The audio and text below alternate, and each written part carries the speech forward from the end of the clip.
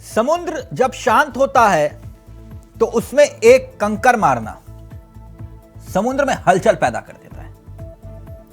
आप कहेंगे मैं आज समुद्र का जिक्र क्यों कर रहा हूं? दरअसल पीएम के संबोधन के बाद ऐसा ही लग रहा है कि सियासी समुद्र में प्रधानमंत्री ने एक पत्थर फेंका है। ऐसे में हलचल तो होगी। राष्ट्रीय कार्यकारिणी के मंच से पीएम मोदी ने मुसलमानों को लेकर एक बड़ा संदेश दिया। मुस्लिम समाज के बारे में गलत बयानबाजी ना हो, इसका भी जिक्र हुआ। जिक्र इस बात का भी हुआ कि समाज के सभी वर्ग से भाजपाई मुलाकात करें, ग्राउंड जीरो पर जाकर, चाहे वो बीजेपी को वोट दे या फिर ना दे। देश के प्रधानमंत्री बता रहे हैं कि भाजपाई मर्यादित भाषा को लेकर यानी कि संभल कर बोले, संभल कर बयान दे। यानी कुल मिलाकर आप कह सकते हैं कि वंचित वोटों के लिए पीएम मोदी का विजय मंत्र 24 के लिहाज से वो दे रहे हैं। 24 का प्लान। अब सवाल यह कि क्या साथ आएंगे भाईजान? क्या प्रधानमंत्री नरेंद्र मोदी के होंगे मुसलमान? यह जिक्र और चर्चा आज हर जगह है। कुछ आंकड़ों का भी हम जिक्र करेंगे। लेकिन अगर ऐसा हुआ कि मुस्लिम बीजेपी के साथ आकर एक तरफा खड़े हुए तो 2024 में विपक्ष को एक बड़ा नुकसान हो सकता है। पसमानदा समाज का भरोसा अगर भाजपा जीत गई तो विपक्ष के लिए इतना आसान नहीं होगा। यह तो रही एक बड़ी राजनीतिक पहली घटना। अब एक दूसरी राजनीतिक बड़ी घटना का मैं जिक्र करूंगा, और वो घटना घटी दिल्ली से दूर दक्षिण में। दक्षिण में यह दूसरी बड़ी खबर है, जहां पर एक मंच पर गैर कांग्रेस विपक्ष इकट्ठा हुआ या इकट्ठा करने की कोशिश हुई। मैं दूसरी खबर का जिक्र कर रहा हूं, जिसमें यह तस्वीरें आपके सामने हैं। तेलंगाना के मुख्यमंत्री चंद्रशेखर की रैली में शामिल हुए चेहरे आपके सामने। चंद्रशेखर राव जो भारत राष्ट्र समिति के प्रमुख बन गए हैं, पार्टी का नाम चेंज किया। केसीआर की मेगा रैली में विपक्ष की एकता। केजरीवाल, अरविंद केजरीवाल जिन्हें आप देख रहे हैं, भगवंत मान उनके साथ दिखाई दे रहे हैं आपको। पंजाब के मुख्यमंत्री, आम आदमी पार्टी के चेहरे, और दूसरा और तीसरा बड़ा चेहरा अखिलेश यादव का। अब सवाल यह कि क्या जो ये पूरा कसरत हो रही है गैर बीजेपी और गैर कांग्रेस मोर्चा, क्योंकि इसमें कांग्रेस से किनारा है और बीजेपी के खिलाफ है, तो किसको फायदा? ये गैर कांग्रेस मोर्चे से किसको फायदा? विपक्ष में भी अब एक नया फ्रंट बन रहा है। यानी कि कांग्रेस एकजुटता की बात कर रही है, नीतीश कुमार एकजुटता की बात कर रहे हैं, लेकिन विपक्ष में भी एक नया फ्रंट बन रहा है। पहले अखिलेश यादव का मंच से दिया गया बयान आपको सुनाते हैं। अखिलेश यादव शुभकामना दे रहे हैं भारत जोड़ो यात्रा को, राहुल गांधी को, लेकिन कदम ताल नहीं कर रहे। उत्तर प्रदेश आते राहुल गांधी नहीं जाते, लेकिन दक्षिण जाते हैं। अखिलेश यादव का बयान प्लीज प्ले करेंगे और फिर उसके बाद सीधा रुख करेंगे अपने मेहमानों की तरफ। हमारे साथ मेहमान जुड़ रहे हैं, लेकिन पहले जरा ये बयान सुनिए अखिलेश यादव का। तेलंगाना में सफाया हो रहा है बीजेपी का, तो उत्तर प्रदेश भी पीछे नहीं रहेगा। आप अपने प्रदेश से हटाइए, यूपी से हम लोग मिलकर के उनको हटाने का काम करेंगे। हम यूपी वाले यही जानते हैं कि जिन्हें प्रधानमंत्री बनना है वो उत्तर प्रदेश जरूर आते हैं। इसीलिए आपने देखा होगा गुजरात से उत्तर प्रदेश आए। अगर गुजरात से प्रधानमंत्री बन सकते होते तो शायद गुजरात वो नहीं छोड़ते। लेकिन उत्तर प्रदेश के साथ जो धोखा हुआ है उसकी आप कल्पना नहीं कर सकते कि अगर तेलंगाना में सफाया हो रहा है बीजेपी का, तो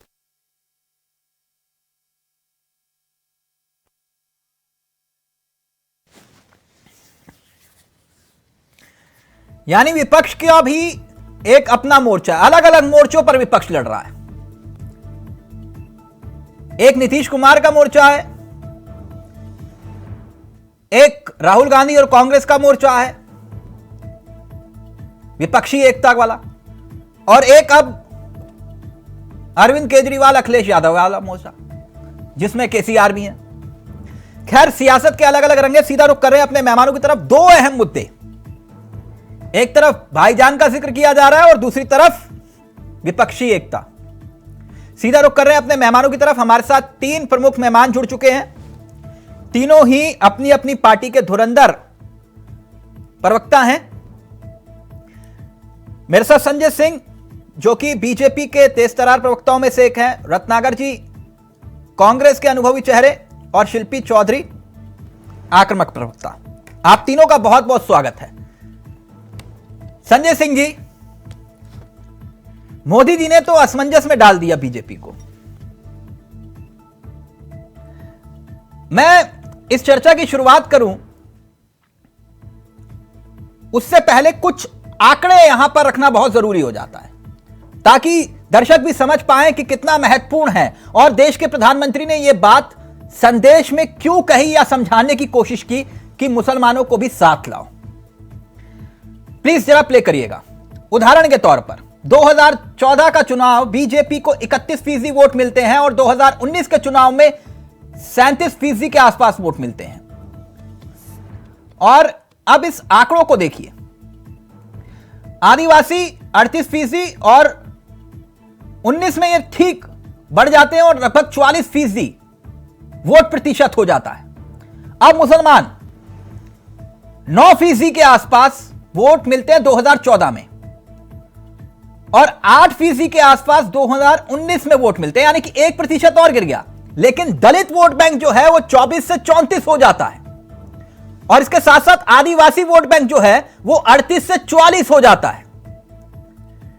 यानी कि आदिवासी के वोट बैंक भी बढ़ा, दलित वोट बैंक भी बढ़ा, मगर मुस्लिम वोट बैंक जो है वो स्थिर भी नहीं रहा बल्कि घट गया 1%। संजय सिंह जी, यह आंकड़ा मैंने गलत तो नहीं दिखाया? 2014 के चुनाव में बीजेपी को 31% वोट मिले थे। 2019 के चुनाव में यह वोट प्रतिशत बढ़ा और लगभग 38% के आसपास पहुंच गया। और अब यह वोटिंग परसेंटेज कायम रखना है तो मुसलमानों को साथ लाना पड़ेगा। संदेश साफ है? संदेश साफ है, साफ है संदेश। आप लोगों को समझ में आया? क्या समझाना है हमें? जो बात पीएम मोदी कह रहे हैं। देखिए चावला जी, भारतीय जनता पार्टी विश्व के सबसे बड़ी पार्टी है और बहुत ज्यादा आंकड़ों में कार्यकर्ता का एक यहाँ पे पूरा एक कार्यकर्ताओं का जमावड़ा है। इसका मतलब है कि पीएम मोदी पर विश्वास करने वाले फॉलोअर्स की भीड़ बहुत ज्यादा है। अच्छा, पीएम मोदी देश के प्रधानमंत्री के साथ साथ विश्व में भारत का एक चेहरा है, सामरिक भारत के चेहरा है, सशक्त भारत के चेहरा है, विकासशील भारत के चेहरा है।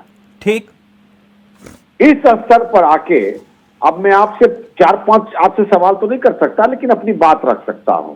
प्रधानमंत्री नरेंद्र मोदी ने इस देश के अंदर गरीबों के लिए मकान बनाया और वो मकान हिंदू का भी था, मुसलमान का भी था।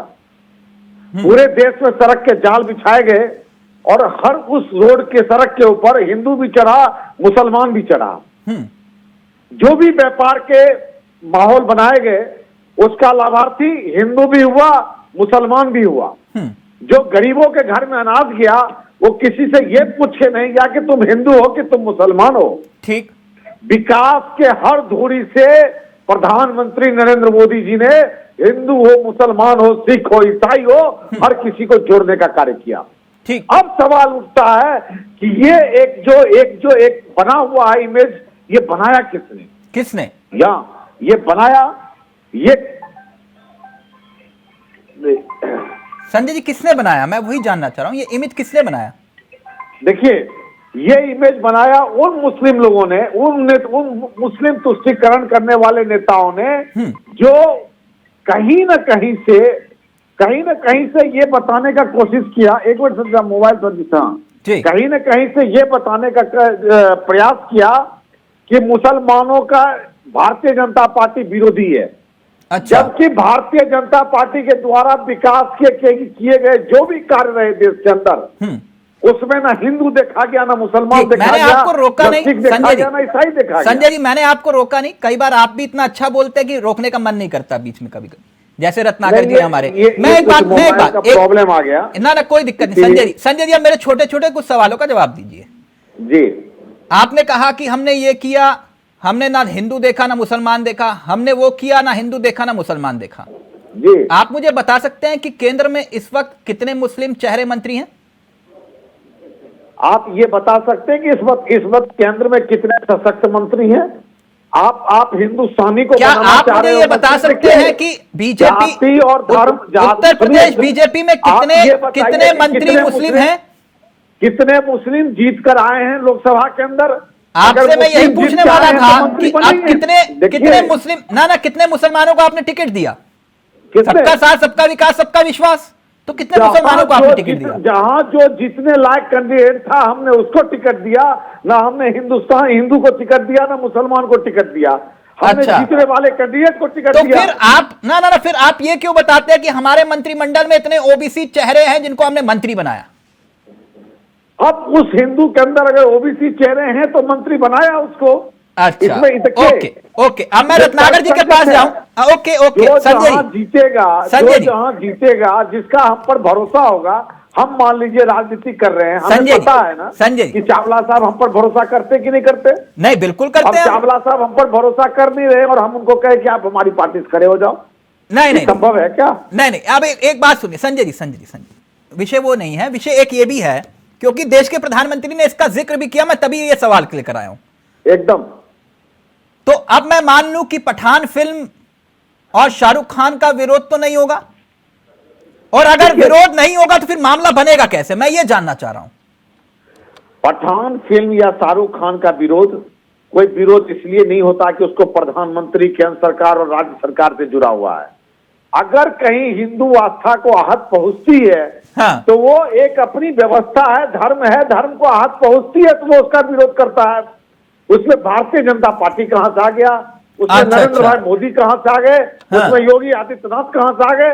अभी बताऊंगा सर, अभी बताऊंगा संजय जी, बताऊंगा। जरा एक कमेंट ले लूं पुजारियों के द्वारा दिखाया जाता था पिक्चरों में। संजय जी कमेंट ले लूं मैं अभी आगे, मैं बताऊंगा कैसे। मैं ये बात क्यों कह रहा हूं, मैं आगे बताऊंगा आपको। लेकिन आपकी बात ठीक वैसे ही है जैसे सत्यनारायण की कथा होती है, उसके बाद कहा जाता है कि धर्म की जय हो, अधर्म का नाश हो, प्राणियों में सद्भावना हो, विश्व का कल्याण हो। बोलो हर हर महादेव। विश्व की कल्याण तो हम सदैव हिंदू सनातन संस्कृति में करते हैं। मगर क्या ऐसा होता है? नहीं ना, होता है नहीं ना। हाँ, पंडित जी कहते हैं, मैं तभी याद आया तो मैंने बोल दिया आपको। खैर, एक बात मैं जानना चाह रहा था, मैं रत्नाकर जी आपके पास आऊं, लेकिन शिल्पी जी, ये कांग्रेस से दूरी, ये कैसी मजबूरी? आज मतलब उत्तर प्रदेश में आए स्वयं खुद राहुल गांधी हैं, रत्नाकर जी के तारणहार। आपने कहा ना बाबा ना, हमारा तो कार्यक्रम, हम ना शुभकामना संदेश लेटर लिख के जारी कर दो। उत्तर प्रदेश में 4 कदम साथ ना चले, दक्षिण में जाकर फोटो खिंचवा रहे, कह रहे कि सब कुछ ऑल इज वेल। ये समझ में नहीं आया, कांग्रेस से दूरी, ये कैसी मजबूरी? शिल्पी जी जरा समझाइए मुझे। नहीं नहीं, देखिए, दक्षिण से जब राहुल जी ने अपनी यात्रा शुरू करी थी तो उनके साथ दक्षिण की दूसरी पार्टियां भी नहीं थी जो आज दक्षिण में स्टेज पर थी। तो ये सवाल नहीं किया जाना चाहिए। हमारी लड़ाई इस समय फांसीवादी ताकतों से है, ना कि राहुल गांधी से या कांग्रेस से। और क्या पता इसमें भी कोई राजनीति हो। इसमें कैसी राजनीति, मैं समझा नहीं कि आप साथ तो जा नहीं रहे, आप वहां भी नहीं जा रहे जहां वो बुला रहे हैं, बकायदा चिट्ठी भी लिख दी। रत्नाकर जी ने, इतने बड़े बड़े है उनके अध्यक्ष जी ने कहा कि आप आइए, आप कह रहे हो ना हम तो दक्षिण जाएंगे, वहां ना आएंगे। नहीं भाई, देखिए, हम अपने तय कार्यक्रम से चलेंगे, कांग्रेस अपने तय कार्यक्रम से चलती है। कांग्रेस के लिए समाजवादी पार्टी अपने कार्यक्रम नहीं बदलेगी। हाँ, ये है कि उस यात्रा की प्री प्लानिंग के समय अगर सपा के लिए ये निमंत्रण आता और उसको इसमें इन्वॉल्व किया जाता तो निश्चित तौर पे सपा इस पर कुछ भी अच्छा, कोई इंटरेस्ट नहीं है कांग्रेस में? यात्रा में कोई इंटरेस्ट नहीं है कांग्रेस में।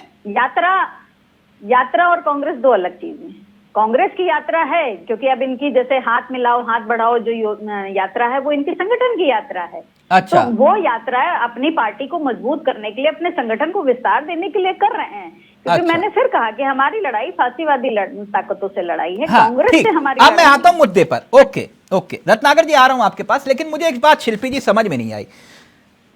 समाजवादी पार्टी का एक और जीत का फैक्टर बोला जाता है MY फैक्टर, क्योंकि मैं बहस नहीं करता, मैं चर्चा करता हूं, आप लोग जानते हैं। MY और MY में अगर M हिल जाएगा, क्योंकि संजय जी कह रहे हैं कि नहीं सबका साथ सबका विकास सबका विश्वास, MY में अगर M हिल गया तो फिर आजमगढ़ और रामपुर हो जाएगा। मैडम समझ रहे हैं आप, दिक्कत हो जाएगी शिल्पी जी।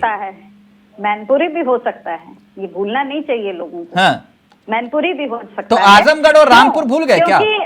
क्योंकि सिर्फ नरेंद्र मोदी जी के कहने से जो उग्र हिंदुत्व को बढ़ावा पिछले 8 सालों से भारत में दिया जा रहा है, जिस तरीके से पूरे समाज को, पूरे देश को बांट दिया गया है, कहीं कला को बांट दिया गया है, कहीं धर्म को बांट दिया गया, और तो और अब रंगों को बांट दिया गया है, वो सिर्फ नरेंद्र मोदी जी के कहने से बदलेगा नहीं। ओके, बिल्कुल भी नहीं बदलेगा। एजाज साहब आपके पास आऊं, लेकिन पहले रत्नाकर जी रुके। मॉब लिंचिंग की घटना अभी 3 दिन पहले हुई है उत्तर प्रदेश में। चलती ट्रेन में मुरादाबाद आ रहा था व्यापारी बरेली का, उसको मारा गया है, उसकी दाढ़ी नोची गई है और उससे कहा गया है कि तुम धार्मिक नारे लगाओ। ये कौन करने वाले लोग हैं? और जो कहते हैं कि भावना हमारी आहत होती है, ये समाजवादी के गुंडे हैं मैडम। जब राज कपूर ये समाजवादी के गुंडे हैं जो षड्यंत्र के तहत ये सब कर रहे हैं। अरे कैसी बातें करते हो आप? तब इनकी भावना क्यों नहीं आहत हुई थी?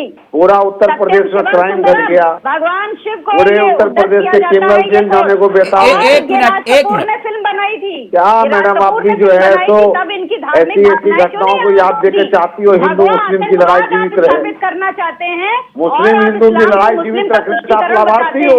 क्या कर रहे हैं आप? बांट रहे हैं पूरे समाज को, पूरे देश को, और आप चाहते हैं कि मुसलमान आपके साथ आकर खड़ा हो। क्यों आकर खड़ा होगा?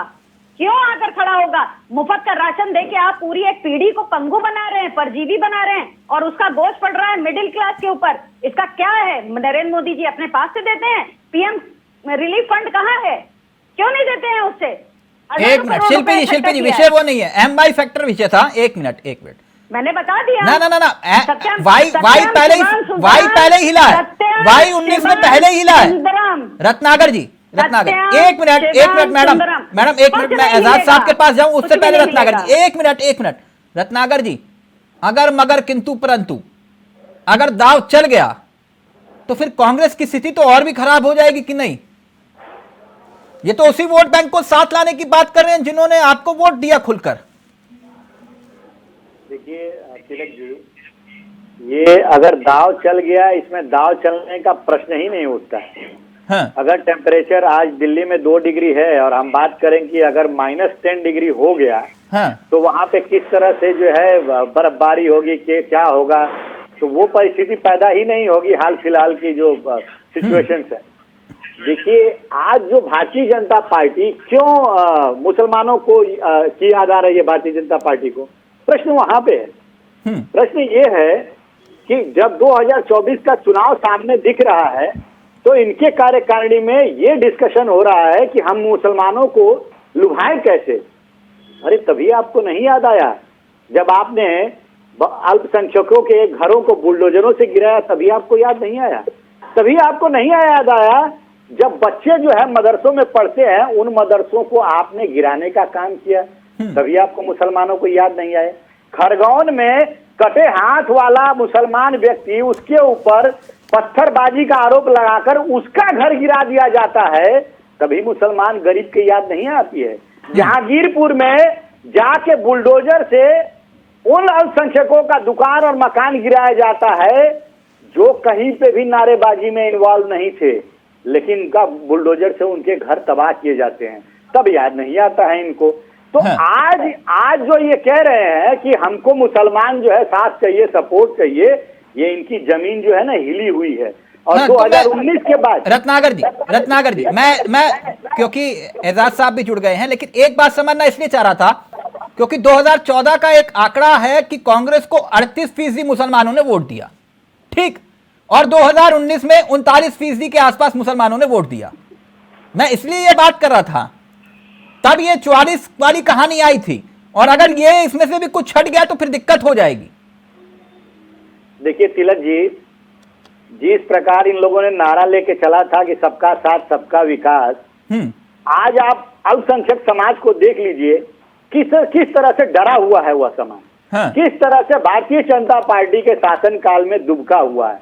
यहाँ तक कि कांग्रेस ने जो अल्पसंख्यक मंत्रालय बनाया था, सही कह रहे हैं, के हितों के लिए बम फूटना बंद हो गया, अल्पसंख्यक मंत्रालय को खत्म करने के लिए दिल्ली में बम ब्लास्ट हुआ, लखनऊ में कितने बम ब्लास्ट हुए, हर बात का जवाब इसको ये आतंकवादियों से डरने को मुसलमान नहीं डरा है, मुसलमान तो मुसलमान है। आप जरा शांत रहिए, क्यों शांत रहे, क्यों अनर्गल बातें कर रहे हो? शांत रहिए। आप नुपुर शर्मा के बारे में आपने कहा क्या? दिल्ली में बम नदी के शान में गुस्ताखी करने वाली नुपुर शर्मा, इसके एक बयान से पूरे देश में हिंसा हो जाती है और लोग मारे जाते हैं उस हिंसा में, तब आपको मुसलमानों की याद नहीं आती है, तब आप मुसलमान को आपके आरएसएस के संघ प्रमुख कहते हैं कि धर्म के रास्ते जो आएगा उसको मिटा दिया जाएगा, तब आपको मुसलमानों की याद नहीं आती है। आप मुसलमानों को कहते हैं कि 8 साल तक शासन किया आप लोगों ने, अब आप लोग उधर जाइए, आपको मुसलमानों की याद नहीं आती है। आपने मुसलमानों का सिर्फ शोषण किया है आप लोगों ने, और आप लोगों ने मुसलमानों को दरकिनार करने का काम, समाज से अलग करने का काम किया। शर्म आनी चाहिए भारतीय जनता पार्टी को, जो रंगों से, जिसके प्रधानमंत्री कहते हैं कि रंगों से व्यक्ति की पहचान होती है, हरे रंग का पहना है, केसरिया पहना है, शर्म आनी चाहिए भारतीय जनता पार्टी के नेताओं को, जो खुलेआम कहते हैं, जो देश की जनता को कहते हैं कि देश के गद्दारों को डॉट डॉट डॉट गोली मारो, इस तरह की वाक्य हमने कश्मीर में जेल में गद्दारों को गोली मारी है, ठाकुर याद है जो और मुसलमान गद्दार नहीं है, गद्दार तेज करके रखो, कभी भी काम आ सकता है। आपके सांसद हैं वो, इस तरह की भाषा का इस्तेमाल करना चाहते हैं आप लोग। कपिल मिश्रा सरेआम प्रशासन के सामने है, अल्पसंख्यक समुदाय को दुष्कारता है, पूरे आपकी सरकार कुछ नहीं कहती है। आप बता दीजिए नुपुर शर्मा को गिरफ्तारी क्यों नहीं हुई अभी तक? एक मिनट रत्नाकर जी, एक मिनट प्लीज संजय जी, एक मिनट। ये समस्या भी हो जाती है जब आक्रामक प्रवक्ताओं का पैनल जुड़ जाता है ना, तो फिर ये समस्या भी आती है। एजाज अख्तर साहब, आप देख रहे हैं, समझ रहे हैं आप, संजय जी सीना चीर के कह रहे देखो हमारे सीने में है, रत्नाकर जी कह रहे कि ना हमारी तो दोनों बाहों में है, और शिल्पी जी कह रहे नहीं ये तो हक तो हमारा ही रहा मुसलमानों पर। अब ये बड़ी कंफ्यूजन वाली स्थिति हो गई, एकाएक ये मुस्लिम प्रेम जाग उठा, ये इसको किस नजरिए से देखते हैं आप? ये तो बड़ी कंफ्यूजन वाली स्थिति हो गई एजाज साहब। जो पार्टियां अभी तक के मुसलमान वोटों की राजनीति करती चली आई हैं, जिन्होंने मुसलमानों को एक वोट बैंक की तरीके से इस्तेमाल किया, जैसे कि और मुसलमान को एक वोट बैंक समझा, उनको इस वक्त ज्यादा परेशानी हो रही है। मतलब आप कहना क्या चाह रहे हैं, मैं समझा नहीं। देखिए, वो पार्टियां जिन्होंने मुसलमानों को वोट बैंक समझा और सिर्फ उनको वोट के लिए इस्तेमाल किया, उनको परेशानी हो रही है। एजाज साहब, कौन है वो जिन्होंने वोट के लिए इस्तेमाल किया? कौन है वो पार्टियां? अब यही है, पार्टियां हैं जो इलेक्शन में खड़ी होती हैं, जो वोट मांगती हैं, वो पार्टियां हैं। नहीं, अब जैसे सपा कहती है कि हमारा हक मुसलमान हमारे साथ खड़ा है, कांग्रेस कह रही है मुसलमान हमारे साथ खड़ा है, तो किसने इस्तेमाल किया, मैं ये जानना चाह रहा हूं। देखिए, ऐसा आएगा कि ये तो आने वाला इलेक्शन बताएगा। इसके अंदर अब जैसा कि आज सुबह से टीवी चैनल पर चल रहा है, 399 दिन बचे हैं इलेक्शन को, और ये तो बहुत जल्द साल भर में पता चल जाएगा। लेकिन जो मोदी जी ने जो एक बयान दिया है, ये एक बड़ा अच्छा कदम है और बड़ा अच्छा बयान है कि भाई ठीक है, मुसलमानों को कोई भी नजरअंदाज नहीं कर सकता। ये भी एक हिंदुस्तान के सम्मानित शहरी हैं, सिटीजन हैं। इनके खिलाफ जो बातें होती थी, जो लोग नफरत की दीवार खड़ी करते थे हिंदू और मुसलमान के दरमियान, उनको परेशानी हो रही है कि उनकी जमीन खिसकती भी नजर आ रही है मोदी जी के इस बयान से। वरना मुसलमान हिंदुस्तान की आजादी में जिनका बहुत बड़ा कैरेक्टर रहा, बहुत बड़ा किरदार रहा है, हिंदुस्तान को आजाद कराने में मुसलमानों ने अपनी जानें दी हैं, सूली पर चढ़े हैं। आपको लगता है कि पीएम मोदी के होंगे मुसलमान? जो संजय जी कह रहे हैं कि हमने तो सबका साथ, सबका विकास, सबका विश्वास किया, हमने नहीं देखा कि घर किसके लिए बनाया, हिंदू के लिए, मुसलमान के लिए, सड़क किसके लिए बनाई, बिजली किसके, पानी किसके लिए, हमने नहीं देखा, बस ये देखा कि इंसान है। भाई देखिए, ये सच्चाई है। एक मिनट संजय जी, सच्चाई, संजय जी सिक्के के दोनों पहलू, एक मिनट रुक जाइए संजय जी, एक मिनट। हिंदू और मुसलमान चलता है, सिख नहीं चलता, ईसाई नहीं चलता, और दूसरी कौम वाला नहीं चलता है क्या? क्या पुल बना है क्या, उसको अगर दूसरा कौम वाला नहीं चलेगा, उस पर आपने लिख के लगा दिया है? एजाज साहब ये कह रहे हैं, एजाज साहब ये कह रहे हैं कि आप लोगों ने मुसलमानों को राजनीतिक वोट के लिए इस्तेमाल किया।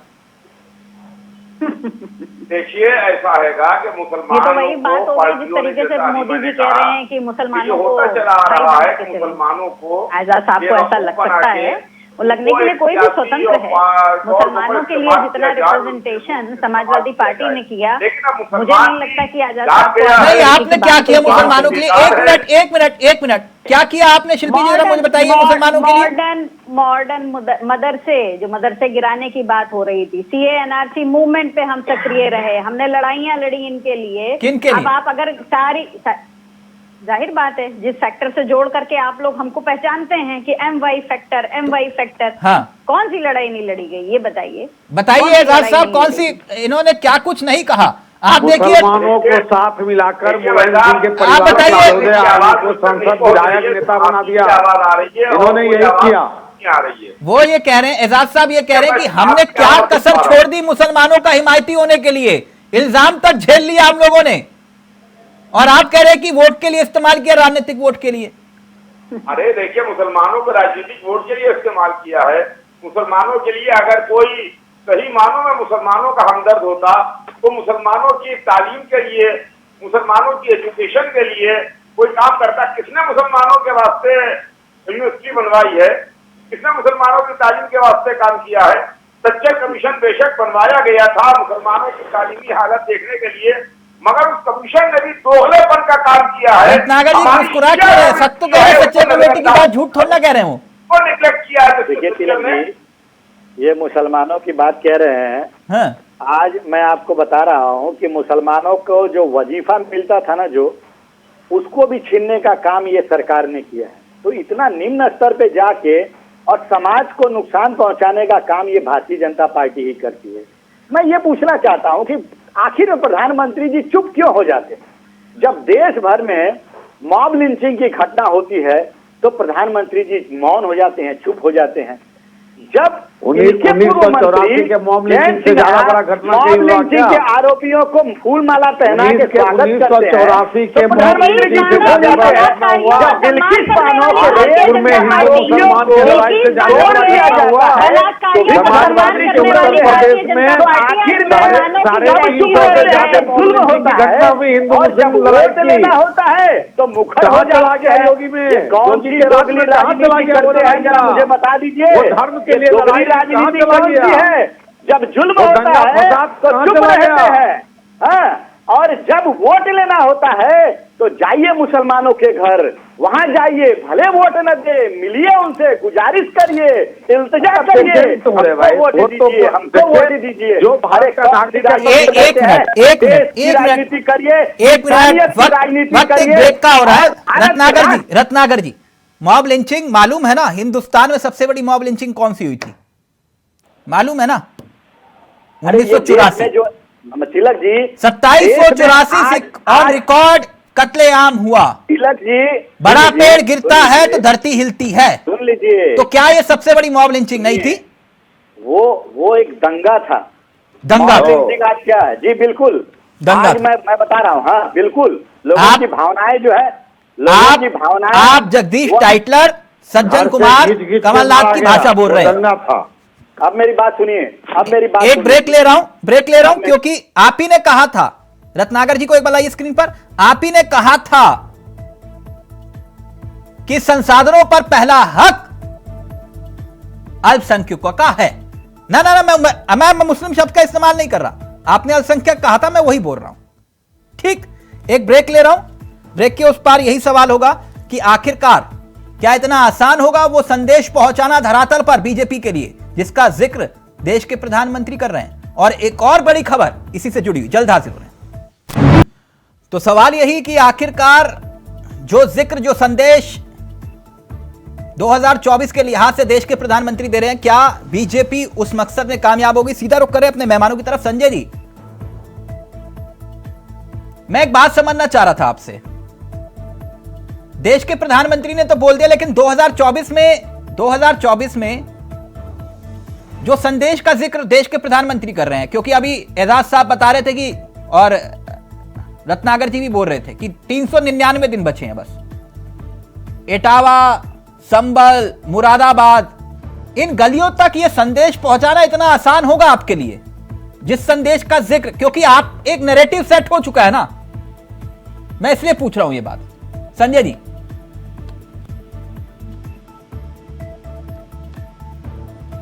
संजय जी मेरा ऑडियो आ रहा है? नहीं मिल पा रहा। ये वही बात तो नहीं हो जाएगी रत्नाकर जी? संदेश पहुंचाने की बात देश के प्रधानमंत्री कर रहे हैं, लेकिन एक नैरेटिव तो सेट हो चुका है ना। अब जैसे एजाज साहब कह रहे थे कि राजनीतिक वोटों के लिए मुसलमानों का इस्तेमाल हुआ, और मुसलमानों ने सबसे ज्यादा वोट आपको किया। जब भी मुसलमानों के हक की लड़ाई की बात आती है तो सबसे पहले कांग्रेस पार्टी खड़ी।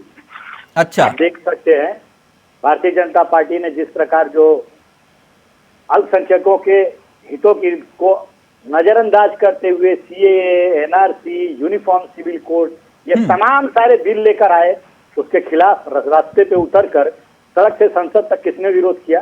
कांग्रेस पार्टी ने। कांग्रेस पार्टी ने अल्पसंख्यक हितों की रक्षा के लिए अल्पसंख्यक मंत्रालय बनाया कि अल्पसंख्यकों के ऊपर कोई ज्यादती न हो, उनके अधिकारों की रक्षा किया जा सके। वो अल्पसंख्यक मंत्रालय को भारतीय जनता पार्टी खत्म करने के लिए प्लानिंग बना रही है। मैं आपको कहना चाहता हूँ, बाबा साहब अम्बेडकर इफ्तार पार्टी भी तो आप ही देते थे। अरे सुन लीजिए, क्या बनाया है हमने, क्या किया है। नहीं रत्नाकर जी, आप अधूरी बात बोल रहे हैं। इफ्तार पार्टी भी तो आप ही देते थे। क्यों नहीं देंगे? हम होली मिलन भी करते हैं, नवरात्र करवाते हैं, करते हैं, नवरात्र किया आपने भी करते हैं, हम क्रिश्चियन के नहीं रत्नाकर जी अधूरी बात बोल रहे सर। नवरात्र हुआ क्या? बिल्कुल। आपने अब देखिए क्या होता है ना तिलक जी, हाँ, जो चीजें चाहिए भारतीय जनता पार्टी को वही सिर्फ वो दिखाते हैं। अच्छा। और जो हम सबके, अभी आप देखिए भारत जोड़ो यात्रा में, अभी हिमाचल प्रदेश में हम आज राहुल गांधी गए थे और वहां पे शिव जी के मंदिर में गए थे। तो उसको भारतीय जनता पार्टी नहीं दिखाएगी, लेकिन अगर हम किसी पादरी से मिलते हैं, अगर किसी मुसलमान के धर्मगुरु से मिलते हैं, तो भारतीय जनता पार्टी उसको एडिट करके। तो यानी आप ये कह रहे हैं कि मुसलमानों के लिए जितना काम आपने किया किसी और राजनीतिक दल ने नहीं किया। और सुनिए तो, और शिल्पी चौधरी जी बिल्कुल सही कह रहे हैं। पहले यही हुआ ना, मुसलमानों के लिए सबसे ज्यादा काम अगर किसी ने किया तो कांग्रेस ने किया। देखिए, आपने ब्रेक पे जाने से पहले तिलक जी एक बात कही। देखिए, राज्य पार्टी है कांग्रेस, और कांग्रेस का निसंदेह उसने 70 साल राज किया है, बहुत कुछ किया है मुसलमानों के लिए, इसमें कोई दो राय नहीं होनी चाहिए, मुझे तो नहीं लगता। और भारतीय जनता पार्टी की अगर बात करें, क्योंकि बात तो आज भारतीय जनता पार्टी की हो रही थी, तो भारतीय जनता पार्टी की बात करिए तो हमें फिर कठुआ कांड नहीं भूलना चाहिए, हमें वहां पर निकाली हुई तिरंगा यात्रा नहीं भूलनी चाहिए, हमें बिल्किस बानो के उन 11 बलात्कारियों का सम्मान नहीं भूलना चाहिए। और महिला सम्मान और सुरक्षा की बात करती है भारतीय जनता पार्टी। हमें ये नहीं भूलना चाहिए कि नजीब की माँ आज तक उसका इंतजार कर रही है। हज हाउस उत्तर प्रदेश की राजकीय भाषा है। क्या हमें ये भूलना चाहिए कि एक राज्य का मुख्यमंत्री ये कह रहा था इतने मरवा दिए, और कितने मरवा सकता था? इससे ज्यादा एक राज्य का मुख्यमंत्री क्या कर सकता है?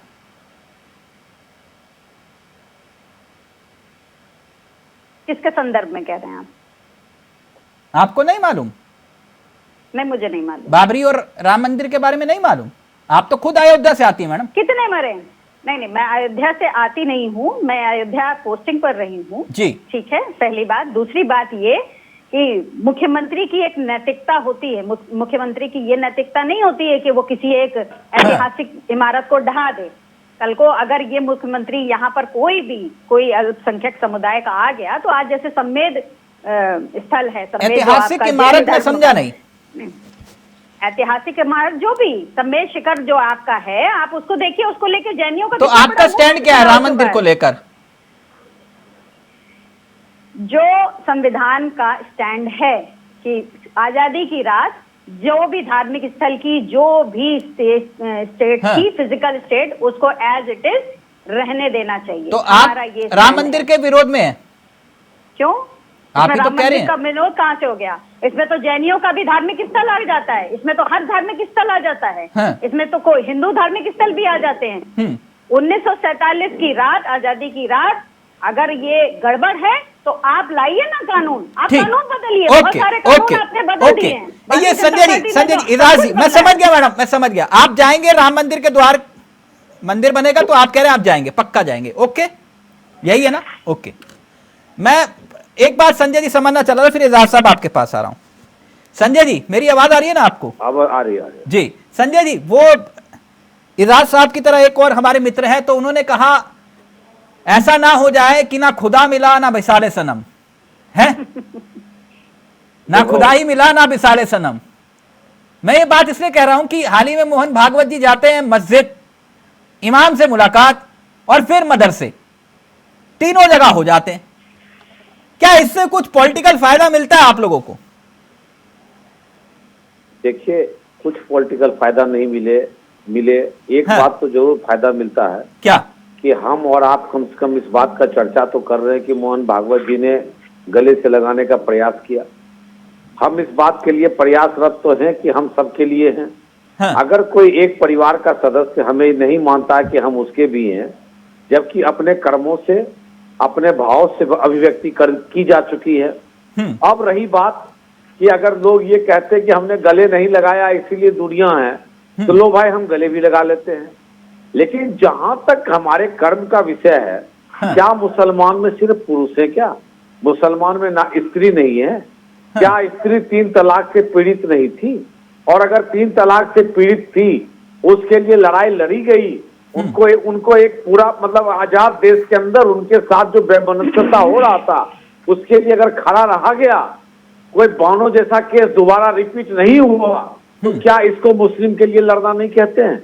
क्या मुस्लिम धर्म मतलब सिर्फ पुरुष से जुड़ा हुआ होता है? नहीं, कतई नहीं। दरअसल क्या है, पाखंडियों ने और विपक्षी पार्टियों ने मुस्लिम तुष्टीकरण के बीच इस हद तक बो दी कि मुस्लिम युवाओं को ऐसा लगने लगा कि भारतीय जनता पार्टी हमारी दुश्मन है। जबकि सच्चाई बताऊं, ये आतंकवाद के बम को नहीं फूटना, उसका दब के रहना, डर के रहना, ये देश के दुश्मनों को डर के रहना, जो ये पार्टियां हैं ना, जो विपक्ष की पार्टियां हैं, वो ये जताने का प्रयास करती है कि मुस्लिम दुबक के रह रहे हैं। अरे जो सच्चा मुसलमान है वो देश से प्यार करेगा, वो देश से कभी गद्दारी या देश के लिए लड़ेगा नहीं। और फिर उसको इस बात को सोचने के लिए मजबूर क्यों करवाता है? यही समाजवादी पार्टी जो मुसलमानों का वोट देती है और अपने मुलायम सिंह यादव के कुंबे को चुनाव में जितवाती है, खड़ा करवाती है और अपना सीट पक्का करती है। यही समाजवादी पार्टी, यही कांग्रेस पार्टी और यही बहुजन समाज पार्टी, आजकल आम आदमी पार्टी, सब लोगों ने भारतीय जनता पार्टी को मुस्लिम के सामने खड़ा किया। ये नैरेटिव किससे? ये एक मिनट इजाज साहब, मैं संजय जी क्योंकि आपका फ्रेम फ्रीज है, मैं आ रहा हूं आपके पास। इजाज साहब, ये जो सियासी नफा नुकसान ये हिंदू ये मुसलमान, इसके बिना तो चुनाव होता नहीं हिंदुस्तान में, राज्य कोई भी हो, लेकिन खासतौर पर उत्तर भारतीय राज्य, जहां अब ये बात, क्योंकि मैंने मोहन भागवत जी का भी जिक्र किया, अब वो भी ये बात कह रहे हैं, मस्जिद भी जा रहे हैं इमाम साहब और मदरसा भी जा रहे हैं, और देश के प्रधानमंत्री भी यही बात कर रहे हैं। कुछ बदलता हुआ दिखाई दे रहा है सियासत में आपको, या सिर्फ वही है जो शिल्पी जी कह रही हैं? देखिए, ऐसा है कि ये जो प्रधानमंत्री जी मोदी जी ने एक वो जो बयान दिया है मुसलमानों के लिए, वो देश के प्रधानमंत्री हैं। अगर प्रधानमंत्री हिंदुस्तान के रहने वालों के लिए किसी एक धर्म के लोगों के वास्ते कोई बयान दे रहा है, तो उसको आप उसको सियासी मानों में क्यों देख रहे हैं, उसको वोट से तोड़ के क्यों देख रहे हैं?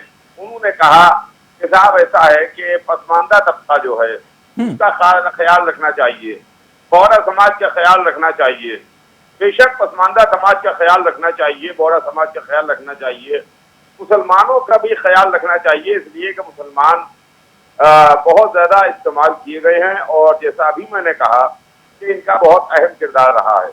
लेकिन मैं आपके टीवी चैनल के माध्यम से एक बात कहना चाहता हूँ, बहुत अच्छी बात कही है, मैं इसका पूरी तरीके से स्वागत करता हूँ और बहुत बड़ी बात कही है प्रधानमंत्री जी ने, मगर इसके अंदर एक बात और भी हमें अपने देश के प्रधानमंत्री माननीय नरेंद्र मोदी जी से ये कहना है आपके चैनल के माध्यम से कि देखिए, कहीं ऐसा ना हो कि एक पसमानदा समाज पसमानदा ना रह जाए और दूसरा समाज पसमानदा बन जाए। हमारी शिया जो कम्युनिटी है, शिया समाज, अगर जो हिंदुस्तान की माइनॉरिटी में माइनॉरिटी है, इसके ऊपर भी थोड़ा सा ध्यान दें। ऐसा ना हो कि उन्होंने एक पसमानदा समाज को तो खत्म कर दिया, मगर दूसरा पसमानदा समाज पैदा हो गया। रत्नाकर जी समझ रहे हैं, आजाद साहब कह रहे हैं, आप लोगों को ये राजनीतिक भूख क्यों आ रही है? अगर देश के प्रधानमंत्री बोल रहे हैं तो अच्छी बात है ना, इसमें दिक्कत क्या है? देखिए, देश के प्रधानमंत्री जी हर उस सब्जेक्ट, प्लीज संजय जी का फ्रेम सही करिए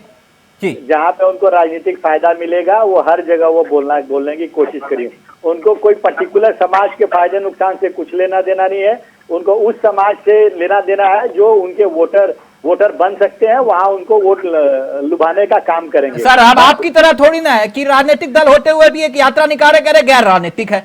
अब राजनीतिक व्यक्ति राजनीति नहीं करेगा तो क्या करेगा? गंगा में जाके, हरिद्वार में जाके स्नान करेगा सिर्फ? नहीं, तिलक जी, एक नैतिकता की राजनीति करना, देश की जनता के लिए, जनता के मुद्दों की राजनीति करना, ये देश के हित में नहीं है क्या?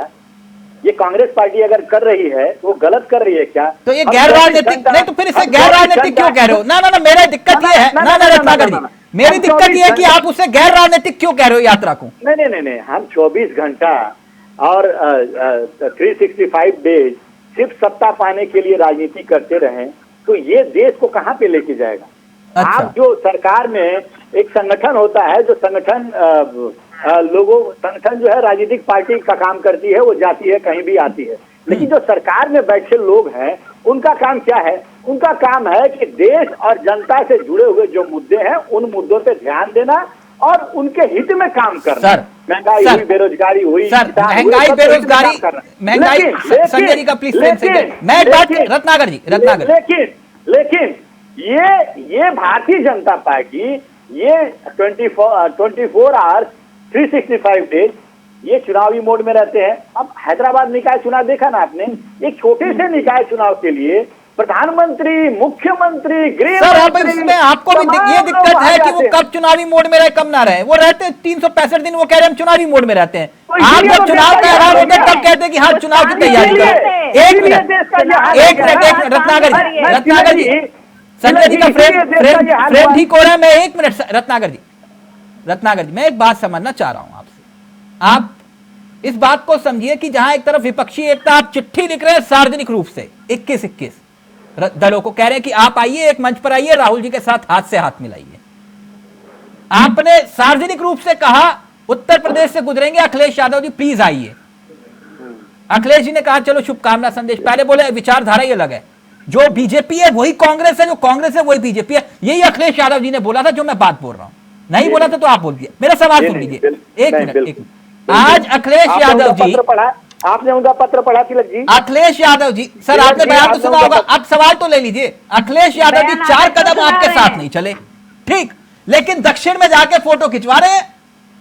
हाँ, और जिसे आप बी टीम बोलते हैं उनके साथ खड़े हुए, बी टीम जिसे बोलते हैं अरविंद केजरीवाल जी को, बीजेपी की, उन्हीं के साथ फोटो खिंचवा रहे हैं। बोलिए। अब जवाब देता हूं, थोड़ा धैर्य से सुनिएगा जी। देखिए, आज ये जो भारत जोड़ो यात्रा है, ये यात्रा कांग्रेस पार्टी की यात्रा है और ये एक राजनीतिक दल की यात्रा है, कांग्रेस पार्टी जिसको कहते हैं। अगर इस दल का मकसद है कि देश में नफरत को कम करना, भारत को एक साथ, सारे समुदायों को एक साथ जोड़ना, महंगाई के खिलाफ, बेरोजगारी के खिलाफ अगर ये यात्रा हो रही है, तो ये मुद्दे दूसरी पार्टियों के लिए भी है, गैर बीजेपी। अखिलेश यादव अगर दक्षिण में जा रहे हैं, आपके साथ नहीं आ रहे, आपको कोई ठेस नहीं पहुंची। अब मैं बात पूरी कर लेता हूं, आपको प्रश्न का आंसर मिल जाएगा। देखिए, हम जरूर चाहेंगे कि सारे विपक्षी जो पार्टियां हैं वो हमारे साथ आए। मल्लिकार्जुन खड़गे जी ने विपक्षी पार्टियों को पत्र भी लिखा है और कहा है कि हमारे साथ कन्याकुमारी में आप जुड़िए। तो हम चाहते हैं कि सबका साथ मिले और सबकी शुभकामनाएं आज मिली है। आप जिनको ऑफर नहीं दे रहे वो उनके साथ फोटो खिंचवा रहे हैं, मैं ये कह रहा हूं। आपने जिनको पत्र नहीं भेजा, जिन्हें कहा कि ये बीजेपी की बी टीम है इसलिए नहीं भेजा, वो उनके साथ जाकर फोटो खिंचवा रहे हैं। हमने सभी को पत्र भेजा है। सर आपने केजरीवाल जी को पत्र भेजा? सुनिए, सारे विपक्षी दलों को हमने नहीं, देखिए 21 दलों को भेजा, केजरीवाल जी को भेजा आपने? मैं आपसे पूछ रहा हूँ, भेजा तो बोलिए। जोड़ो यात्रा, सुनिए, भारत जोड़ो यात्रा को की समापन के समय सब सारे विपक्षी दलों को हमने पत्र लिखा है। सर केजरीवाल जी को लिखा आपने पत्र? मैं बार बार पूछ रहा हूँ आपसे। करिए, अब तिलक जी मेरी बात पूरी कर लेने दीजिए। नवीन पटनायक जी को लिखा आपने पत्र? सुन लीजिए, अब आगे मैं उसी बात पे, आप ही के प्रश्न पे आता हूँ। अब मेरी बात सुन लीजिए। देखिए, हम जरूर चाहेंगे कि सारे विपक्षी दल इस फासीवाद ताकत के खिलाफ हमारे साथ आकर खड़े हों, क्योंकि 2024 की लड़ाई हम बहुत मजबूती के साथ लड़ने वाले हैं। संजय जी, संजय जी का फ्रेम, हाँ आगे, एक मिनट संजय जी, एक स्टेटमेंट रत्नाकर जी, आपको बहुत बहुत मुबारक और शुभकामनाएं सर। ठीक, एक स्टेटमेंट और कहूंगा। अगर आप कह रहे हैं कि नहीं हमें तो कोई दिक्कत नहीं है, अखिलेश यादव दक्षिण जाए या उत्तर जाए या पश्चिम जाए, तो ठीक है सर, कोई दिक्कत नहीं। एक मिनट प्लीज, अब आप, एक मिनट, आपकी पूरा वक्त दिया। अब मैं ये समझ लूं संजय जी, शमशान कब्रिस्तान, खान पठान, जिन्ना, भगवा, हरा, अब इसके बिना चुनाव होगा। मई में शामली नहीं बनेगा, मई में शामली में शिमला नहीं बनेगा, और बटन इतनी जोर से नहीं दबेगा, बटन इतनी जोर से नहीं दबेगा कि करंट शाहीन बाग तक पहुंचेगा। I am right? देखिए, आप 99% तो सही है। अच्छा, हाँ, ये सब पहले भी था, पहले से ही होता रहा है। हाँ। लेकिन इस तरह की बातें बोल कर एक पक्ष को डरा के रखने की कोशिश की जाती रही। किसने डराया कि गोली मारो डैश डैश डैश? एक मिनट, ऑडियो सबका नीचे सिर्फ संजय जी का रहेगा। नहीं, एक मिनट, बहस नहीं, यहाँ नहीं। जिसने ये कहा कि गोली मारो डैश डैश डैश को, क्या उन्होंने नफरत फैलाई, या जिन्होंने ये कहा कि चाकू छुरिया तेज कर लो? आगे एक लाइन आपके साथ ऐड और कर देता हूं। हाँ। अब कोई ये नहीं कहेगा कि तुम उससे डरो, उससे दूर रहो, वो तुम्हारा हितैषी नहीं है। ये कहकर भटकाने का जो कोशिश है, उसको हम लोगों ने खत्म करने का एक प्रयास किया है, प्रधानमंत्री जी ने प्रयास किया है। और अगर समझ आ जाए तो यहीं से सौहार्दता शुरू हो जाती है, नहीं समझ आए तो ये तो राजनीति है, प्रजातंत्र है। इसके बिना चुनाव हो जाएगा? इसके बिना चुनाव कर लेंगे आप? इसके बिना ये भगवा है 80-20 शमशान कब्रिस्तान। एक मिनट सुनिएगा। इस देश में अगर 20% हमारे विरोधी हैं, उसमें जरूरी नहीं कि मुसलमान ही विरोधी हो। ठीक, बहुत लोग हो सकते हैं। ठीक, अच्छा, एक महत्वपूर्ण विषय, संजय जी, एक बहुत महत्वपूर्ण विषय, एक बहुत महत्वपूर्ण विषय, क्योंकि वक्त इजाजत नहीं दे रहा है, एक महत्वपूर्ण बयान है, मैं अपने सहयोगी से चाहूंगा। मतलब देश में एक वर्ग है जो देश के लिए मेडल लेकर आता है, वो आज धरने पर है, और एक महत्वपूर्ण बयान एक महिला पहलवान लगा रही है। प्लीज प्ले करिएगा। लड़कियों का शोषण करते हैं, महिला कोचों के साथ में बुरा बर्ताव करते हैं। ये जो बात आप कह रही हैं विनेश जी, शोषण वाली, ये आपके जानकारी में कुछ ऐसा आया है? मैं नेशनल कैंप है, जूनियर्स का है, कोई सीनियर खिलाड़ी है? नेशनल कैंप्स में जो कोचेज होते हैं सभी कोच नहीं है उसमें, लेकिन कुछ कोचेज हैं जो फेडरेशन के खास हैं, जो खुद शोषण करते हैं, महिला कोचों के साथ में गलत व्यवहार करते। संजय सिंह जी, एक महिला पहलवान कह रही है, क्योंकि ये विनेश फोगाट जी का बयान सुनाया, कुश्ती संघ के अध्यक्ष जो कि बीजेपी के सांसद हैं माननीय श्री बृजभूषण सिंह, महिला कोच पर यौन शोषण के गंभीर आरोप लगा रहे हैं। वो कह रहे हैं कि यौन शोषण होता है। ये बेटी बचाओ बेटी पढ़ाओ का नारा आप दे रहे हैं, लेकिन वही बेटियां आज सड़कों पर उतरकर आप ही के सांसद पर गंभीर आरोप लगा रही हैं। देखिए, सांसद हो चाहे जो भी हो, हाँ। अगर आरोप लगा रहे हैं उसकी जांच प्लीज ऑडियो नीचे, 1 मिनट रत्नाकर जी प्लीज, बहुत गंभीर विषय जी। सांसद हो या देश के कोई भी प्रबुद्ध नागरिक हो, हाँ। अभी आप उसे उस विषय, अगर महिलाओं के साथ इस तरह की अभद्रता किए हैं और आरोप सही पाया जाता है, जांच की जाती है और उसमें सही पाया जाता है, तो वो अगर यही हरकत अगर समाजवादी पार्टी या कांग्रेस का नेता करता तो आप लोग क्या करते? जांच करवाते। हाँ, और जांच करवाते और जांच में सही पाया जाता तो उसको उसी तरह निंदा करते जिस तरह से किसी भी पार्टी के लिए करते। निंदा नहीं, क्या महिला विकास मंत्री स्मृति ईरानी को कुछ बोलना चाहिए इस विषय पर कि नहीं? महिला विकास मंत्री को बोलना चाहिए कि नहीं बोलना चाहिए, लेकिन कानूनी जांच अवश्य होनी चाहिए। अच्छा। अवश्य होनी चाहिए, और थोड़ा भी इसमें संलिप्तता पाए जाने पर उसको उसी आम नागरिक की तरह बिहेवियर उसके साथ होना चाहिए जैसा अन्य के साथ होता है। आरोप है और आरोप होता है तो उनके साथ व्यवहार में आपको लगता है कि ऐसे मामलों पर कम से कम तुरंत कार्रवाई? एक तरफ आप कह रहे हैं कि सबको साथ, सबका विकास, सबका विश्वास, लेकिन यहां पर खुद ही बेटी पढ़ाओ बेटी बचाओ, और दूसरी तरफ आप ही के नेताओं पर आरोप। देखिए अभी आरोप आया है, ऐसा नहीं है सरकार या कानून किसी और के लिए अलग बना है। आरोप आया है और आरोप के ऊपर जरूर कार्रवाई होनी चाहिए, और मैं कहता हूं खुल के कार्रवाई होनी चाहिए। चलिए, जांच को